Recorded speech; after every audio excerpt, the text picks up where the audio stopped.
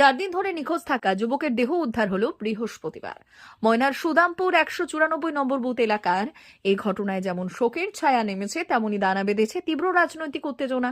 4 দিন পরে বাড়ি থেকে মাত্র 50 মিটার দূরে দেহ উদ্ধার হয় গত বৃহস্পতিবার। মৃতের নাম সুব্রত অধিকারী, বয়স 33। বিজেপির সক্রিয় কর্মী ছিলেন বলে দাবি স্থানীয় পদ্ম শিবিরের। এই মৃত্যুকে ঘিরে সরাসরি তৃণমূলের দিকেই অভিযোগের আঙুল তুলেছে তারা। স্থানীয় ও পরিবার সূত্রে জানা গেছে, গত রবিবার সন্ধ্যায় বলাইবন্দা এলাকায় একটি হনুমান পুজোর অনুষ্ঠানে গিয়েছিলেন সুব্রত। সেখানে একটি মদের আসরে তাকে শেষবার দেখা গিয়েছিল বলে জানা যায়। এরপর আর বাড়ি না ফেরায় সোমবার ময়না থানায় নিখোঁজ ডায়েরি করে পরিবার। অবশেষে বৃহস্পতিবার বাড়ির অদূরেই একটি পুকুরে তার দেহ ভেসে ওঠে। উদ্ধার হওয়া দেহের জামার পকেটে না ভেজা অবস্থায় বিড়ি ও দেশলাই মিললেও তার মোবাইল ফোনটির কোনো হদিশ মেলেনি। সুব্রতর মা কাজল অধিকারীর দাবি, তার ছেলেকে পরিকল্পিতভাবে অন্য কোথাও খুন করে পুকুরে ফেলে দেওয়া হয়েছে। তার কথায় 3 দিন ধরে জলে থাকলেও দেহের যে অবস্থা হওয়ার কথা ছিল তেমনটা হয়নি। এর আগে একবার সুব্রতকে অপহরণ করে মহিষা দলে আটকে রাখা হয়েছিল এবং টাকা হাতিয়ে মারধর করে ছেড়ে দেওয়া হয়েছিল বলে পরিবার সূত্রে জানা যায়। সেই পুরনো শত্রুতার জেরেই এই ঘটনা কিনা তা নিয়েই প্রশ্ন উঠেছে। এই ঘটনাকে কেন্দ্র করে সুর চড়িয়েছে বিজেপি। ময়না ব্লক বিজেপি প্রমুখ সুজিত বেরা অভিযোগ করেছেন, ওই এলাকায় তৃণমূলের মদতপুষ্ট সমাজ বিরোধীদের দাপট রয়েছে এবং তারাই এই ঘটনার সঙ্গে যুক্ত। অবিলম্বে নিরপেক্ষ তদন্ত ও দোষীদের গ্রেপ্তারের দাবি জানিয়ে বৃহত্তর আন্দোলনের হুঁশিয়ারি দিয়েছেন তিনি। আপনার ছেলে এই যে আপনার দেহ যে পাওয়া গিয়েছে পুকুরে, কি মনে করছেন যে এই আমার যে মনে হয় ওকে কেউ মারছে, মাঝে গুম করে রেখে দিল। তারপরে যখন এটা করবো ওটা করবো, মোর ছোট ছেলে চারদিকে ই করে, তখন হয়তো ওটাকে ফেলি দিয়ে পাই গেছে। এইটাই সন্দেহ। কেন আপনার ছেলেকে কেন মারবে, কেন পার্টিগত শত্রুতা বা অন্য কিছু? পার্টি শত্রু কি শত্রু আমি জানিনি। ওর সাথে কারোর গন্ডগোল ছিল? সবাইকে তো ভালোবাসতো, কার মনে বাবু কি আছে আমি কিছু বলতে পারিনি। ছেলে কি রাজনীতি করতে হবে? ছেলে বিজেপি করতো, বাবা তৃণমূল করতো। এই একই পরিবারে বিজেপি তৃণমূল দুজন থাকার জন্য কি কোনোদিন কেউ কিছু বলেছিল কোনো পার্টির তরফ থেকে যে করা যাবে না বা এরকম কিছু কেউ কিছু বলেছিল? ও কথা করা যাবে নি, ও কথা বলেনি।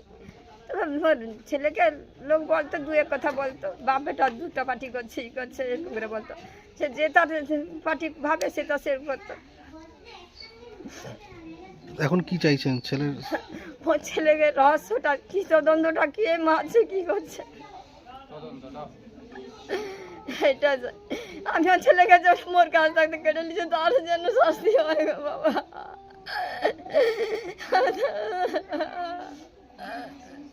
আপনার ছেলে কতদিন নিখোঁজ ছিল? আগে কতদিন আপনার ছেলেকে পাওয়া যাচ্ছিল না? ওই তো রবিবার ফোন করে পাইনি, অতদিন সব বন্ধ হয়ে আছে, থানা টানা চালিয়ে আছে, কেউ কিছু সারা সাথে দেয়নি। কালকে ভোরে ওইখানে ভাসে। আচ্ছা, এই যে নিখোঁজ ছিল আপনার থানায় ডায়েরি করেছিলেন? হ্যাঁ, সোমবার দিন, রবিবার দিন কাণ্ড ওটা হচ্ছে রাত্রিতে, সোমবার দিন ডায়েরি করছে আমার ছেলে আমার স্বামী। আচ্ছা, আর তারা কেউ তদন্ত করতে কেউ আসেনি, কেউ দেখেনি। কালকে পুলিশ এসেছিল? কালকে পুলিশ এসেছিল তো? না, পুলিশ আসেনি। কালকে কালকে আসলো।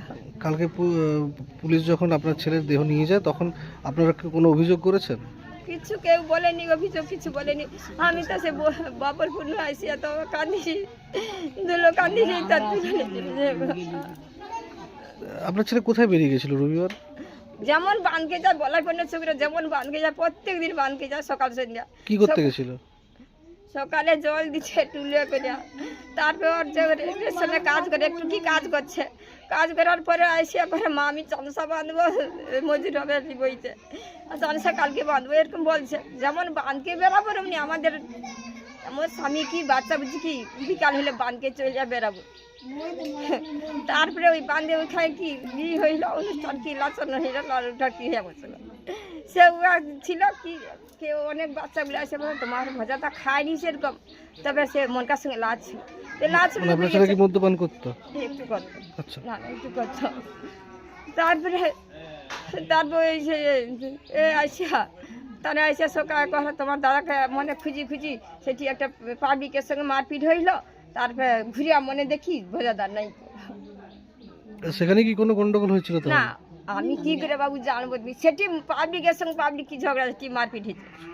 তার মধ্যে ও সামন্তের বাচ্চাগুলো ছিল, তারপরে বলো বুড়ো মা তোমার রেখে দাদাকে না মনকার মারপিট করে আসার পরে দাদা সেটি দাঁড়িয়েছিল, তারপর আর দেখিনি দাদাকে, সেই দেখিনি অনেক এসে বলছে। তারপরে তো ওই ফোন সেই 10টার সময় না ফোনটাকে সুইচ অফ করে ফেলছে। আপনারা মানে মৃত্যু তদন্ত চাইছেন? কে আর মধ্যে রহস্যকে আমার ছেলেটাকে করছে, আর করলেও কি আমি আর ছেলেকে পাবো আমি গো? যারা মেরেছে তাদের শাস্তির দাবি করছেন? হ্যাঁ, কে মারছে ওটা তদন্ত করে তার জন্য প্রতিকার হয়। আপনার নাম? আমার নাম কাজল অধিকারী।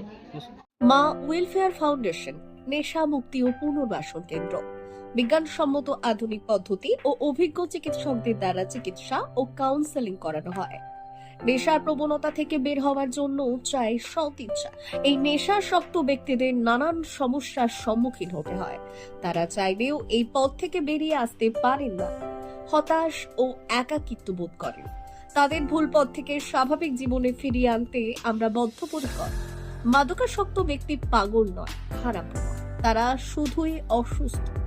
প্রয়োজন শুধু সঠিক চিকিৎসা।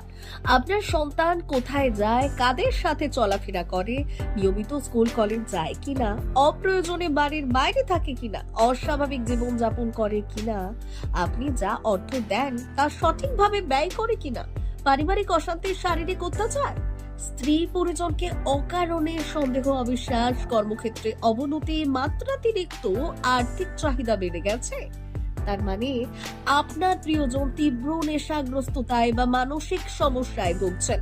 নেশামুক্তি ও মানসিক রোগের নিরাময় ও কাউন্সেলিং কেন্দ্র এখন বেলদায়। মদ, গাঁজা, ড্রাগস ও ইত্যাদি বিভিন্ন ধরনের নেশা এবং মানসিক রোগের চিকিৎসা করতে হলে আজই আসুন মা ওয়েলফেয়ার ফাউন্ডেশন। এখানে আমাদের চিকিৎসা পদ্ধতি: 1. নেশাগ্রস্ত রোগী এবং তার পরিবারের কাউন্সেলিং এর ব্যবস্থা। 2. নিয়মিত যোগ, প্রাণায়াম ও ধ্যানের মাধ্যমে এবং মোটিভেশনাল ক্লাসের মাধ্যমে রোগীকে সুস্থ করা। 3. নিয়মিত ডাক্তারি পরিষেবা ও অভিজ্ঞ সাইকোথেরাপিস্ট দ্বারা কাউন্সেলিং এর ব্যবস্থা প্রদান। 4. প্রত্যেক রোগীর নিজস্ব শারীরিক এবং সামাজিক বৈশিষ্ট্য অনুযায়ী পৃথক পৃথক কাউন্সেলিং এর ব্যবস্থা, অভিজ্ঞ পরামর্শদাতার পরামর্শ প্রদানের ব্যবস্থা। 5. অনিচ্ছুক রোগীদের বাড়ি থেকে চিকিৎসা কেন্দ্রে নিয়ে আসার ব্যবস্থা করা হয়। বিশ্ব স্বাস্থ্য সংস্থা দ্বারা অনুমোদিত মদ, গাঁজা, ড্রাগস ও মানসিক রোগে চিকিৎসা করতে হলে আজই আসুন মা ওয়েলফেয়ার ফাউন্ডেশন বেলদা থেকে। যোগাযোগ করুন আমাদের সঙ্গে। Mobile number 9144587202। মা ওয়েলফেয়ার ফাউন্ডেশন বেলদা, কেশিয়ারি মোড়, রেলগেটের কাছে, মোহাম্মদপুর।